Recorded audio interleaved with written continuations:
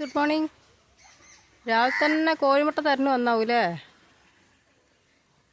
സമയം 7 മണി ആവണേ ഉള്ളൂ. അപ്പോഴേക്കും ആളെത്തി. കോഴിമുട്ട എടുത്തുകൊണ്ടുപോയി നല്ല കണ്ടു. പാർക്കുട്ടി ഉറങ്ങിയില്ലേ? അതെന്തേ? കൂട് മാറിയിട്ടാ?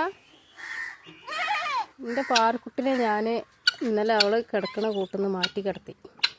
ഈ കൂട്ടിക്കാക്കി. മറ്റേതിലായിരുന്നു അവൾ കിടത്തിയിരുന്നത്. കാരണം എന്താണെന്ന് വെച്ചാൽ ഇവരെ കൂട്ടത്തിലുള്ള ഒരാൾ പൂർണ്ണ ഗർഭിണിയാണ്, കറുപ്പാട്. അപ്പോൾ അതെങ്ങാനും രാത്രി പ്രസവിച്ചാലോ എന്ന് കരുതിയിട്ട് ഞാൻ ഇവരെ ഈ കൂട്ടിലാക്കി, ഇവരെ കൂട്ടിൽ ആ കറുപ്പാടിനെ ആക്കി. പക്ഷേ ഇയാൾ ഉറങ്ങിയിട്ടില്ല. ഇന്നലെ രാത്രി എപ്പോൾ മുറ്റത്തേക്ക് ഇറങ്ങുമ്പോഴൊക്കെ പാർക്കുട്ടി ഇങ്ങനെ കരഞ്ഞുകൊണ്ടിരിക്കും.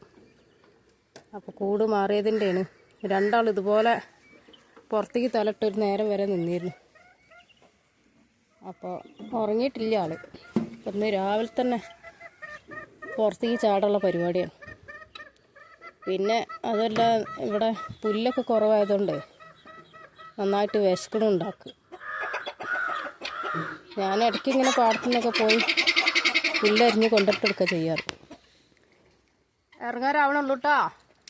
ചെകവാ ഇറങ്ങാറാവണുള്ളൂ. കോഴിമുട്ട അവിടെ ഉണ്ട്, ഇങ്ങോട്ട് പോരേന്ന് പറഞ്ഞ് ഓരോരുത്തരും വിളിച്ചിരുത്തുന്നുണ്ട്. എന്തായി നാളെ കുട്ടിയെ? ഇവളും കിടന്നിട്ട് കാണൂല. അവളും കിടന്നിട്ടില്ല എന്ന് തോന്നുന്നു. നിന്ന നിപ്പിലാണ്. ഇനി രാവിലെ എഴുന്നേറ്റാണോ ആവാം. കുഞ്ഞാപ്പി രാവിലെ തന്നെ എന്തേ? കുഞ്ഞാപ്പി വെള്ളത്തിന് വായിച്ചിട്ടോ?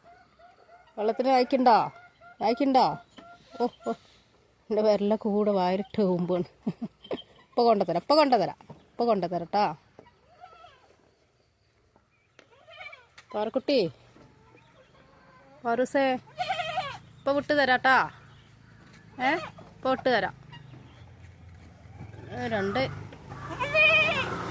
ശങ്കരൻകുട്ടി, വലിയ ശങ്കരനും ജലശങ്കരനൊക്കെ ഉണ്ടായിരുന്നു ഇവിടെ. രണ്ടാളും കെട്ടിയിട്ടുണ്ട്. വലിയ പ്രശ്നം ഉണ്ടാവില്ല. അടി കൂടണ്ട. ഇപ്പോൾ വിട്ടരാ.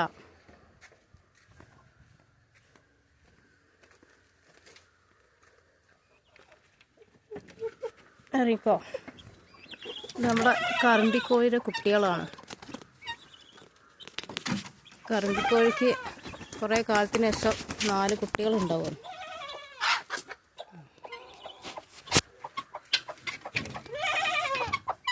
ഇറങ്ങി വാ.